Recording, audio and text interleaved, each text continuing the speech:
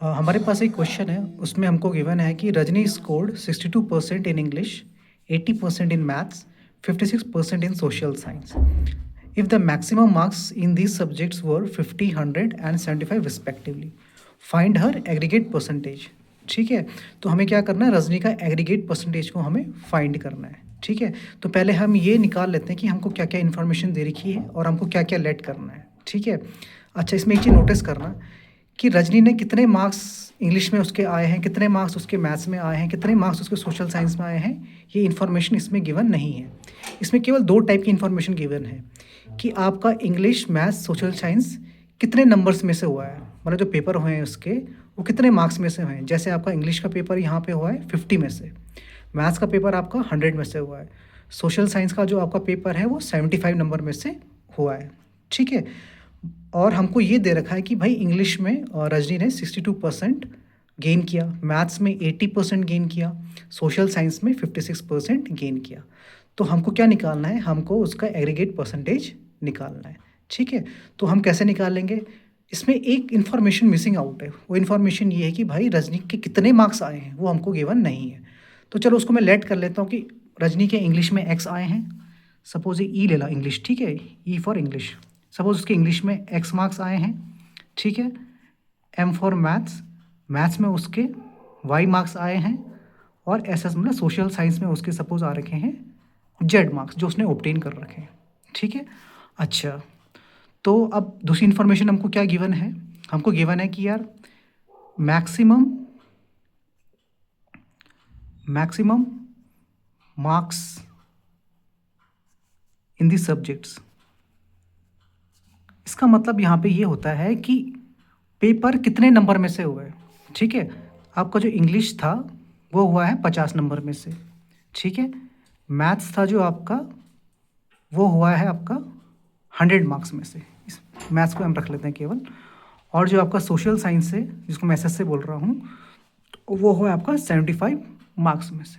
ठीक है, अच्छा, तो इंग्लिश में उसने कितना परसेंटेज ऑब्टेन कर रखा है वो हमको गिवन है। इंग्लिश में उसने 62% ऑब्टेन कर रखा है।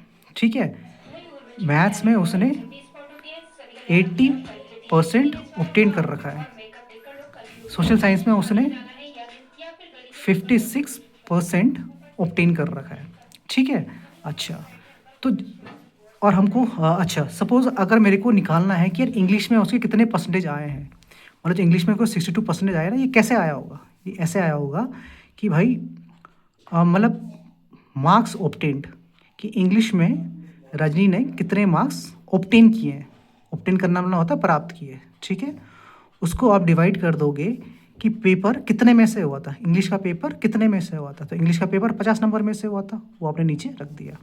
ठीक है, इसको जब आप 100 करोगे तब जाके वो वाली परसेंटेज आती है कि जो आपका इंग्लिश में आया होगा। तो इंग्लिश में आपको कितने परसेंटेज आए थे, 62% आया था, तो उसको आप यहाँ पे नोट कर दोगे। ठीक है, तो ये आपका किसका आया, ये आपका आया इंग्लिश का। इंग्लिश का परसेंटेज आपका ऐसे कुछ निकला होगा। ठीक है, तो मार्क्स ऑब्टेन को मैंने यहाँ पे क्या ले रखा है, x upon 50 into 100 equals to 62। ठीक है, तो जब आप इसको सॉल्व करोगे इस तरीके से तो आपको आंसर मिलेगा 31। तो ये 31 क्या आया, ये 31 आया है एक्स की वैल्यू। ठीक है, एक्स मैंने क्या लिया था, एक्स मैंने ये बोला था कि एक्स उसने टोटल मार्क्स ऑब्टेन किए हैं, किस में ऑब्टेन कर रखे हैं, इंग्लिश में। मैं दोबारा से रिपीट कर रहा हूँ, हमने मान के चला था कि भाई इंग्लिश में और रजनी के एक्स नंबर आए हैं, कितने में से आए हैं एक्स नंबर, 50 में से। ठीक है, तो हमने यहाँ पे ये लिखा कि हम इंग्लिश का परसेंटेज कैसे फाइंड करेंगे। तो उसका तरीका क्या था कि भाई रजनी ने इंग्लिश में कितने मार्क्स ऑब्टेन किए, उसको डिवाइड करेंगे कि इंग्लिश का पेपर कितने नंबर में से हुआ था, जो कि 50 नंबर में से हुआ था। ठीक है, जब मैंने उसको 100 से इंटू कर दिया तब जाके मेरी 62% आई होगी। ठीक है, तो इसको मैंने यहाँ पे पुट कर दिया। तो जब मैंने एक्स की वैल्यू निकाली तो ये मेरा कितना आया, 31।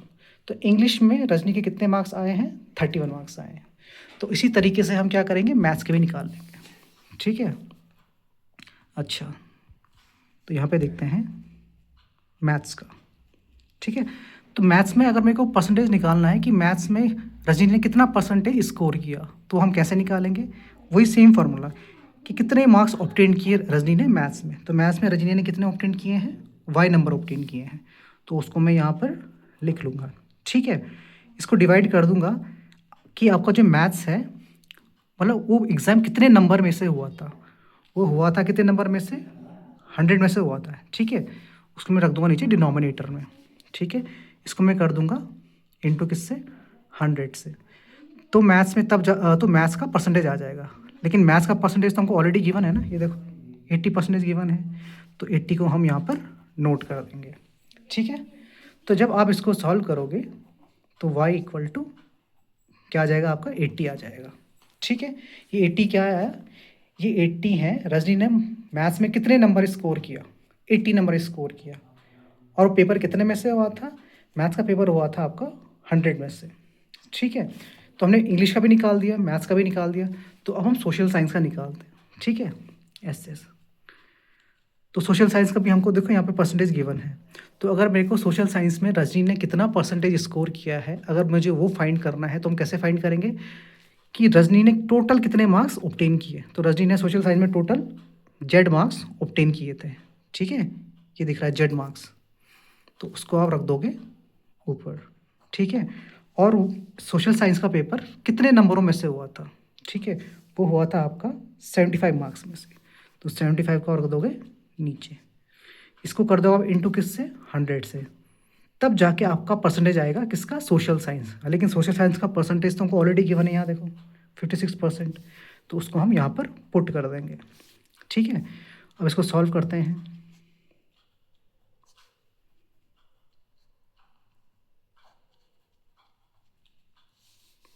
तो हमारे पास सॉल्व करके ये आएगा 42, ठीक।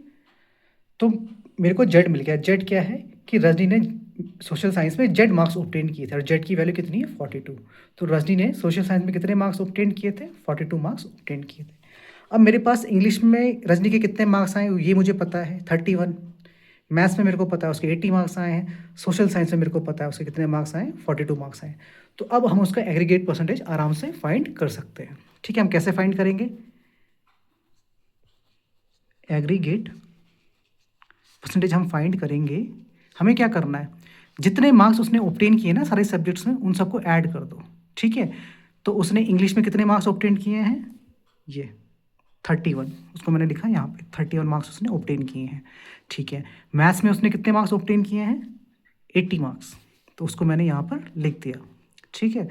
उसके बाद उसने सोशल साइंस में कितने मार्क्स ऑब्टेन किए हैं, तो सोशल साइंस में उसने 42 मार्क्स ऑब्टेन किए हैं, ठीक है। तो उसको मैंने सबको सम कर दिया, ठीक है। मतलब उसने तीनों सब्जेक्ट्स में कितने मार्क्स लेकर आई, उस सबको हमने क्या कर दिया, सम कर दिया, ठीक है। अब इसको हमें क्या करना है कि भाई सारे सब्जेक्ट्स कितने कितने मार्क्स में से हुए थे, हम उन सारे मार्क्स को हम ऐड कर देंगे। जैसे कि आपका जो इंग्लिश था, इंग्लिश 50 नंबर में से हुआ था, मतलब जो एग्ज़ाम था वो 50 नंबर में से हुआ था। तो उसको मैंने लिख दिया इंग्लिश वाले, ठीक है, 50, ठीक है। आपका जो मैथ्स था वो 100 में से हुआ था। ये देखो मैथ्स कितने में से हुआ था, 100 में से हुआ था। तो उसको मैंने यहाँ पे पुट कर दिया 100। और जो आपका सोशल साइंस था वो 75 मार्क्स में से हुआ था। यहाँ पे आप देख सकते हैं सोशल साइंस आपका 75 मार्क्स में से हुआ था। तो उसको मैंने यहाँ पर पुट कर दिया, ठीक है। अब मैं इसको इंटू कर दूंगा बाय 100, ठीक है। अच्छा, तो जब आप ऊपर वाले को सम करोगे तो आपको मिलेगा 153 और डिनोमिनेटर में आपको मिलेगा 225। इसको आप जब 100 से इंटू कर दोगे तो आपका एग्रीगेट परसेंटेज आ जाएगा, जो कि है 68%, ठीक है।